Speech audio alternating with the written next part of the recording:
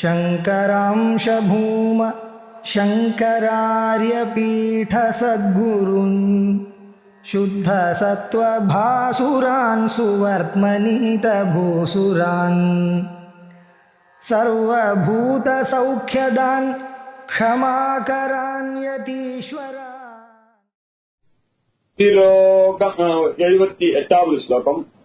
Throw கங்காவர்த்தஹ தனமுகுல ரோமாவலிலதா தாவாலம் குண்டம் குசுமசரதேஜோ குதபுஜஹ ரதேர் லீலாகாரம் கிமபி தவ நாபிர்கிரிசுதே விலத்வாரம் சித்தேஹ கிரிசயனனானாம் விஜயதே.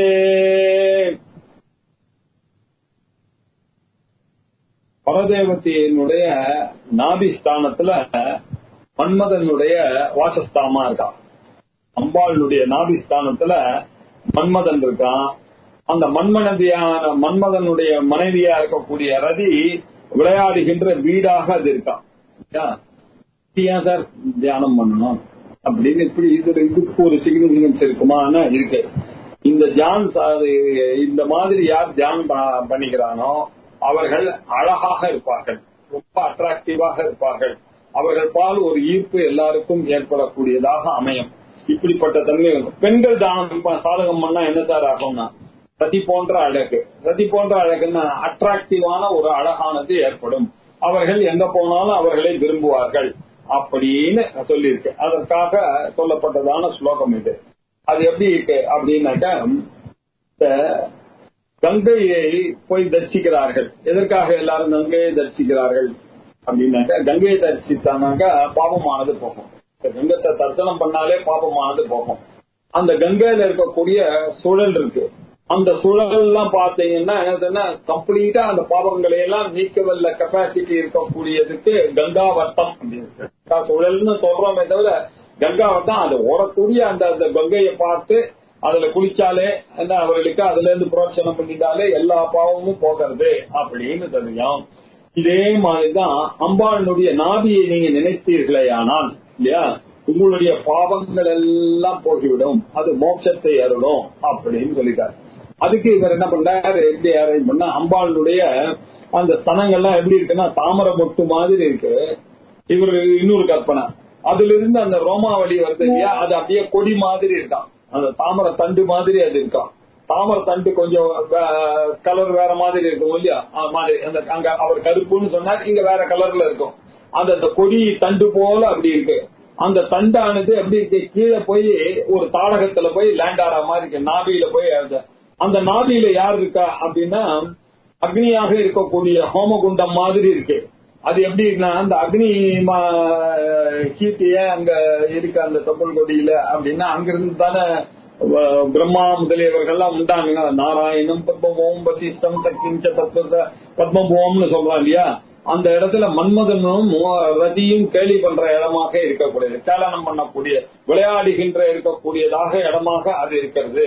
ஆகையினால இப்படி இந்த ஒரு ஸ்லோகத்தை என்ன பண்ணா புக போன்ற இடத்துல போய் அதுல தவம் இருக்கணுமா இது பண்ணிட்டு, அப்பதான் அந்த சிவனுக்கு என்ன கண்ணு கிடைக்கிறதோ அந்த கண்ணு இவனுக்கு கிடைக்குமா. கிரிஷ நயனானாம் விஜயத்தே அப்படின்னு இந்த உபாசகர்களுக்கெல்லாம் அந்த அம்பாள் சிவனுடைய கண்ணானது கிடைக்கும்.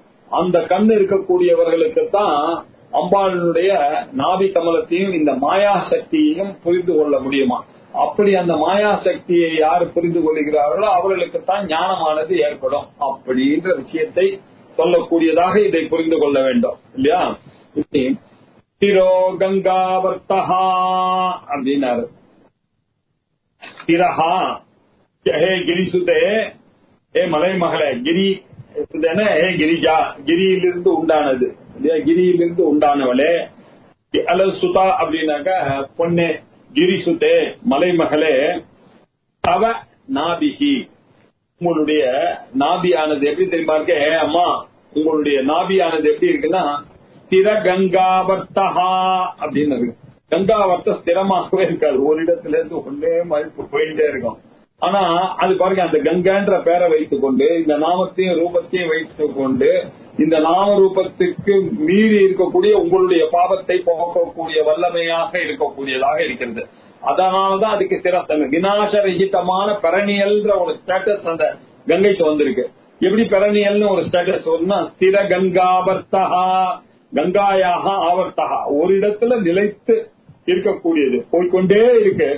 அதான் ஒரு இடத்துல இருக்கு. அது எப்படி இருக்கு அப்படின்னா, நம்ம விளக்கேத்துறோம்னு வச்சுங்க, அந்த பிளேம் ஆனது ஒரு தடவையும் அந்த பிளேம் ஆனது எவ்ரி செகண்ட் செத்து செத்து செத்து செத்து பூசு உண்டாகிட்டே இருக்கு. ஆனா உங்களுக்கு எப்படி இருக்கு தோணுனாக்கா, சார் 4 மணிக்கு விளக்கேத்துனா 8 மணி ஜம்முன்னு எரியுது சார். ஜம்முன்னு எரியுதுன்னா எத்தனை லட்சம் அதுல வந்துருக்கு, எத்தனை லட்சம் உயிர். ஆனா அது எப்படி ஒரு பிம்பத்தை நமக்கு கொடுத்து கண்டினியூஸா இருக்கிற மாதிரி, ஒரு செத்தது உயிர்ப்பித்தது, செத்தது உயிர்ப்பித்தது, செத்தது உயிர்ப்பித்தது, இப்படி ஜாத்திய திருவோ மிருத்யு மிருதம் ஜென்ம இல்லையா, மிருதத்துக்கு ஜென்ம துருவம். அதே மாதிரிதான் இது வந்துட்டே இருக்கு, துருவமாக இருக்கா மாதிரி ஒண்ணு. அதே மாதிரிதான் இந்த கங்கையும் எப்படி இருக்கு, ஓடிக்கொண்டே இருந்தாலும் ஸ்திரமாக இருக்கக்கூடியதாக இருக்கிறது, ஒரு இடத்துல இருக்கக்கூடியதாக இருக்கிறது.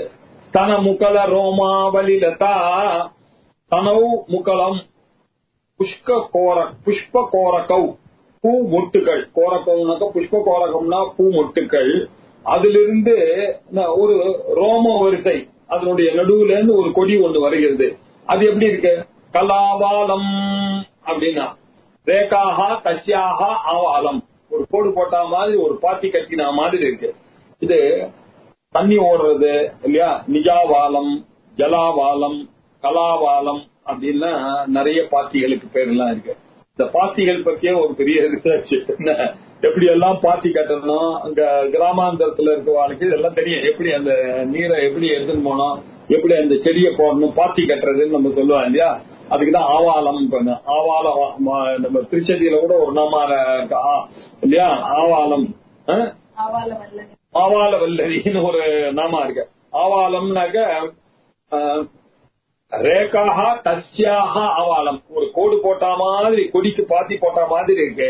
ஆவாலம்னா ஆலவாலம் அப்படின்னு அர்த்தம். அந்த ஆலவாலம் எப்படி இருக்கு அப்படின்னாக்கா, அது எங்க போறது அப்படின்னா, ஒரு குண்டத்தை நோக்கி போற மாதிரி இருக்கு. அந்த பாத்தியானது ஒரு தடாகத்துல போய் சேரணும் இல்லையா, தண்ணியில போய் சேர்ந்தாதானே பாத்தி கட்டுறதுன்னா தண்ணிக்கு அதுக்கு சம்பந்தம். அது எங்க இருக்கு, இங்க என்ன தண்ணி ஸ்தானத்துல, தடாக ஸ்தானத்துல இங்க என்ன இருக்கு, நாதி இருக்கு. அந்த நாதியான எப்படி இருக்குன்னா, அது அக்னிஸ்தானமாக இருக்கு. அதான் இங்க விசேஷம். குண்டம் ஹோமார்த்தம் அக்னிஸ்தானமாக அது இருக்கு. அதுல குசும ஷரஹா தேஜோ அகுதபுஜஹா, அதுல மன்மதஸ்ய தேஜஹா தீப்திஹி, அது எப்படி இருக்கு, ஹுதமுக் அக்னி மாதிரி இருக்கு, அக்னி குண்டம் மாதிரி இருக்கு. அந்த அக்னியில மன்மதனும் இருக்கான், அந்த அக்னி மாதிரி இருக்கு. அந்த அக்னியில ரதேஹே லீலாகாரம், ரதிதேவி இருக்காரு, அவளுடைய ஆத்துக்காரி, அவளுடைய விளையாட்டுக்கள்லாம், காம விளையாட்டுக்கள்லாம் அங்கதான் ஏற்படுகிற விளையாட்டாக இருக்கக்கூடியது. அது யாருக்கு தெரியும் இந்த விஷயங்கள்லாம் அப்படின்னா, அம்பாளுடைய விஷயங்கள், மன்மத ஆட்டங்கள்லாம் அறிந்தது எது, கிரிஷ நயனானாம், சிவபெருமானுடைய கண்களுக்கு மட்டும்தான் அது இருக்கும். எப்படி அது தெரியும் அப்படின்னாங்க, சித்தேஹே பிலத்வாரம், அவர் நன்றாக உபாசனை பண்ணிதான் அவரு இந்த ஸ்டேஜுக்கு வந்தார். இந்த பிலாகாசம் உபாசனையானது எப்படி, காஞ்சிபுரத்துல அந்த பிலாகாசம் இருக்கோ, அம்பாளுக்கு அதாவது ஓட்டை இருக்கு, அந்த குகை இருக்கு, அந்த குகையில தான் அம்பாள் தபஸ் பண்ணாதான். அந்த பிலத்வாரம் வழியாக தான் இவருக்கு அம்பாள் தரிசனம் கிடைச்சது. அம்பாள் தரிசனம் மூலமாக ஞான தரிசனம் கிடைச்சது. அதன் மூலமாக இவர் சிவாகாரமாக ஆனார், சிவனார் ஆனார். இவ்வளவு விஷயங்களை பண்டிதராக ஆனார் இல்லையா அப்படின்ற விஷயமும் இதுல தெரியுது. இப்படி அந்த பிலாகாசம், அந்த ஓட்டைக்கு வாயில போய் அப்படி இருந்தாரு. இதெல்லாம் எக்ஸ்பிளைன் பண்றது ரொம்ப கஷ்டமா இருக்கு.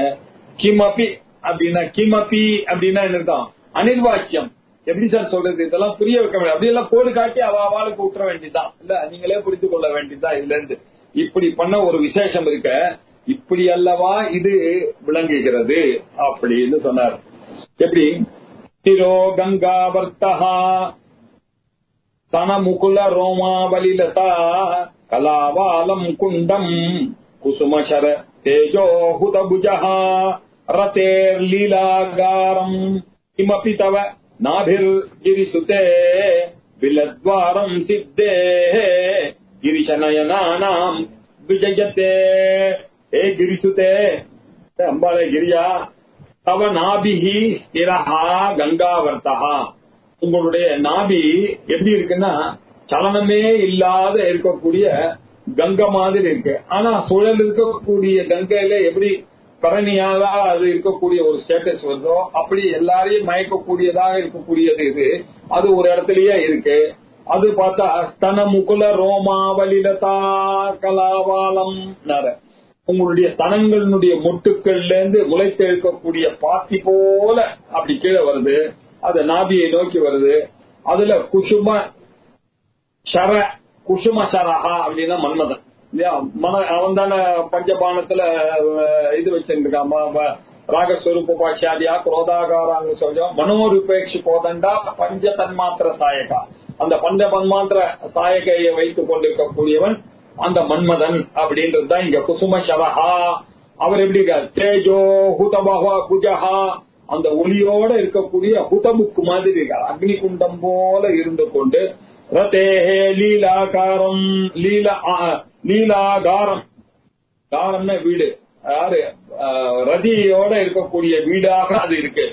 அப்படி இருக்கக்கூடிய கிரிஷ நயனாம் சித்தேஹே பிலத்வாரம், பரமசிவனுடைய கண்கள் செய்யும் தவத்திற்கான குகையை போல விதாகாசத்தை நோக்கி அவர் தபஸ் பண்ணிக்கிற மாதிரி இருக்கக்கூடிய இந்த காட்சியை கிமபி இன்னதென்று வர்ணிக்க முடியாத அனிர்வாச்சியமாக இது விஜயத்தே, இப்படி அல்லவா இது விளங்குகிறது அப்படின்னு சொன்னார் இல்லையா? இந்த குகை போன்ற தனி இடங்களை நாடிதான் இங்க செய்யணும் இல்லையா? நிர்ஜனமான ஒரு இடத்துல தான் இருக்கணும். விவிக்த தேசே சுகாசனஸ்தகா அப்படின்னா பகவத்கீதை சொன்ன. இப்படி பண்ணால்தான் அம்பாளுடைய நாலேஜ் ஆனது தெரியும். அம்பாளுடைய நாபிகாலை இப்படித்தான் தியானம் பண்ணும். தியானம் பண்ணால்தான் அவளுக்கு நல்ல வேதாந்த தத்துவங்கள், துரூகமான அத்தீந்திரியமான விஷய தத்துவங்களை எல்லாம் அவர்களுக்கு புலப்படுகின்றன அப்படின்னு சொல்லி அம்பாளுடைய அழகு இப்படித்தான், சிவனுடைய கிரேட்னஸ் இப்படித்தான், கிமப்பி நீங்க எந்த வர்ணனை பண்ணாலும் சொல்ல முடியாது அப்படின்னு சொல்லி இந்த ஸ்லோகத்தை பாராயணம் செய்யறதுனால என்ன அப்படின்னா 3 உலோகத்தையும் திரிலோக ஜெயம் இந்த பாடலை தெரிகிறதுனால வருகிறது அப்படின்னாரு. இதை பற்றியதான லலிதா சஹஸ்ரநாமத்துல என்ன சொல்றது? நாபியாலபால ரோமாலி லதா பலகுச்சத்வயி, இதே விஷயம். லட்சிய ரோம லதா தாரதா சமுன்னேய மத்தியமா, அந்த நேமா. ஸ்தனபார தலன்மத்திய பட்டபந்தவலி திரையா தனு மத்தியா, எவ்வளவு நாமாக்கள் பாருங்க. இந்த விஷயங்களை எல்லாம் சொன்னதுனாலதான் ஆச்சாரியார் இந்த நாமாக்களை எல்லாம் எல்லாருக்கும் போய் சேரணும்னு இப்படி ஸ்லோகமாக எழுதிட்டாரு. சரி, இதனுடைய ரகசிய அர்த்தம் என்ன அப்படின்னு ஸ்திரஹா அப்படின்னு சொன்னாலே என்ன அர்த்தம்? ஸ்திரமா அச்சலஹா, ஸ்திரஹா, கூட்டஸ்தஹா அப்படின்னு சொன்னா எல்லாம் பிரம்ம ஓம்காரம்னு அர்த்தம். ஓம்னு ஒரு பீஜாட்சரம் நமக்கு கிடைச்சிருச்சு இதுல. அப்புறம் கங்காவர்த்தஹா அப்படின்னா, கங்கான்னா காம் இல்லையா? கங்கா, கோவிந்தா, கீதா எல்லாம் ககாரத்தினுடைய கிரேட்னஸ் எல்லாம் சரி, அது கம் அப்படின்னு. ஆவர்த்தம்னு வந்ததுனால அது சூழல் இல்லையா? காம்னு ஆச்சான். கம் காம் ரெண்டு வந்துட்டு. இப்ப பிரணவஹா, கம், காம, குசுமசரஹா அப்படின்னா மன்மதனுக்கு நமக்கு எப்போதுமே பார்த்த கிளீன் பீஜம் இல்லையா? மன்மதனுக்கு கிளீன் பீஜம் ஆயிடுச்சு. ரத்தேகே லேலாகாரம், ரத்தியினுடைய அம்பாளுடைய ஆக்னிக்கு கட்டுப்பட்டுதான் அவர் திருப்பியும் மன்மதனோட சேர்ந்தார். எதனால எப்படி சேர்ந்த? ஆத்துக்காரன் பிரம்மத்தை எப்படி உபாசகர்கள்லாம் அடைய முடியும்? ஐங்காரத்தினாலதான் அடைய முடியும். அதனால ஐங்காரம் ஸ்வரூபிணி 3 ஆச்சு. அப்புறம் கிரிஷஹா அப்படின்னாக்கா அகாரம் இல்லையா? சிவாட்சரம் அப்படின்னாக்கா. அப்புறம் கிரிசுதே அப்படின்னாக்கா ரேபஹா அப்படின்னாச்சு. அப்படின்னா ரேப்பமும் ஈமும் சேர்ந்தது ஹ்ரீம் அப்படின்னு சிவசக்தி ஐக்கியமாக இருந்த ஹ்ரீம் நமக்கு தெரிஞ்ச ஒரு விஷயம். இப்போ ஓம் கம் காம் கிளீம் ஐம் ஹ்ரீம் அப்படின்ற கூடிய கணபதி மந்திரத்தை சொல்லக்கூடியதான ஒரு ஸ்லோகமாக இது இருக்கு. இது என்ன, தத்துவ ஞானிகள்லாம் இந்த கணபதி ஸ்தோத்திரத்தின் மூலமாகத்தான் அம்பாளையும் அந்த நிர்குணமான பரபிரம்மத்தையும் பார்க்கிறார்கள் அப்படின்றதுனால தெரியுது. அந்த கணபதியினுடைய மந்திரத்தினுடைய வேல்யூவை எல்லாருக்கும் காமிக்கணும், ரகசியமாக காமிக்கணும்ன்றதுக்காக தான் ஆச்சாரியால் இப்படி எழுதியிருக்காருன்னு ஆனந்தகிரியா அப்படின்றத இதை பத்தி சொல்லுவார். அப்படி அவர் சொல்லியிருக்கார். இப்போ கங்கை சூழல் எப்படி பாவம் போக்குமோ அப்படி அம்பாளுடைய தாயாரனுடைய நாபியை தியானம் பண்ணக்கூடியதுன்னு ஒரு இருக்கு. இந்த கிரைவேக சிந்தகா, இந்த கழுத்த முகத்தை உபாசனை பண்றாங்க, அப்படி நாபி உபாசகர்கள் இப்படி எல்லாம் பண்ணா என்னதான் மோட்சத்தை அளிக்கக்கூடிய பார்வை நமக்கு வரணும் இல்லையா? பார்ப்பனன் அப்படின்னு நம்ம சொல்லணும்னா, அந்த பிரம்மத்தை பார்க்கணும்னா அம்பாளுடைய அந்த நாபியினுடைய தியானத்தை பண்ண வேண்டும் அப்படின்னு பெரியவர்கள்லாம் பண்ணிருக்காங்கன்னு அவர் சொல்றாரு இல்லையா? இதெல்லாம் இந்த காலத்துல இந்த மந்திர உபாசனைகள்லாம் நமக்கு தெரியல. அந்த காலத்துல அவர்கள்லாம் அந்த ரிஷிகள்லாம் இதெல்லாம் பண்ணி கொண்டு இருந்தார்கள் அப்படின்னு தெரியுது. இது என்ன பலன் அப்படின்னாக்க, காமம் காமகாரண அஜ்ஞானம், காமமும் போகிவிடுகிறது. அது வேறோட ஐஸ்வர்யம். அந்த காம காரணமாக இருக்கக்கூடியதான அஜ்ஞானம் இருக்கு இல்லையா? இந்த அஜ்ஞானத்தை போக்கி ஞானத்தை கொடுக்கக்கூடியதாக இருக்கிறது அப்படின்னு விசேஷமாக இதுக்கு எழுதியிருக்கிறார்கள். பலன்கள்லாம் எழுதிட்டாங்க. இத என்ன பண்ணோம், இத பிரயோக சாஸ்திரத்துல என்ன சொல்லிருக்குன்னா, அப்போ இந்த தாமரை பொடியை எடுத்து போன சமயத்துல பண்ணால இத ரத்த சந்தனம்னு ரொம்ப விசேஷம் அம்பாளுக்கு. எப்பொழுதும் ரத்த சந்தனம் ரொம்ப விசேஷம். சேப்பு கலர்ல இருக்கக்கூடிய சந்தன மரங்கள் நிறைய நாளத்துல எல்லாம் இருக்கும். உங்களுக்கு காஷ்மீர் பக்கம்லாம் சேப்பு சந்தனம் ரொம்ப கிடைக்கிறது, ரொம்ப இது அபூர்வமா அங்க இருக்கும். அந்த ரத்த சந்தன மரங்கள்ல அதை என்ன பண்ணா நல்லா பன்னீர்ல குழைச்சி அதுல இந்த யந்திரத்தை எழுதி அதுல ஸ்கிரீம் அப்படின்னு எழுதணும். இந்த யந்திரத்தை எப்படி எழுதணும், ஒரு முக்கோணம் இப்படி போனோம், உங்ககிட்ட அந்த கோர் வரா மாதிரி மேல இருந்து இப்படி போட்டு அதுல கிரீம் அப்படின்னு எழுதி 108 தடவை 45 நாளைக்கு தொடர்ந்து ஜபத்தை பண்ணிட்டு இந்த நெத்தியில இட்டுக்கணும். அதுக்கு உளுந்து வடை, பருப்புஞ்சாதம், தேன் எல்லாத்தையும் பண்ணா சர்வ காரிய ஜெயம் ராஜவசியமும் ஏற்படக்கூடியதாக இருக்கு அப்படின்னு. முந்தின ஸ்லோகத்துக்கும் ராஜவசியம் சர்வஜனவசியம், இதுக்கும் ராஜவசியம் சர்வகாரிய ஜெயம். இது தவிர வேதாந்திக்கா பாத்தீங்கன்னா ரெண்டுமே மோட்சதாயகமாக இருக்கக்கூடியது அம்பாளுடைய நாபி உபாசனை அப்படின்றதும் இதுல இருந்து தெரியுது. இப்படி நாபியினுடைய விஷயமானது போயிட்டே இருக்கு. அடுத்தது அம்பாளுடைய அந்த இதே இடையை வைத்துக் கொண்டுதான் அடுத்த ஒரு ஸ்லோகமோ அப்படி சொல்றார். அதுக்கப்புறம் அந்த இடையை பத்தி அதுக்கப்புறம் அப்படியே கொஞ்சம் கொஞ்சமா